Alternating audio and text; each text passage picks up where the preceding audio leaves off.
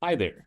Today, I'm going to show you how to use the chat reference system on the DMU library website. First, navigate to the website at DivineMercy.edu/library/. Next, you'll sign into your library account. For help signing into your library account, check out the How to Log into Your Library Account video in the card above. Once you have your credentials, you'll click Sign In. After you've signed in, you'll come down to the bottom right-hand corner and click the chat box dialog where it says Chat with the Librarian. You'll put in your name and your question in the field below.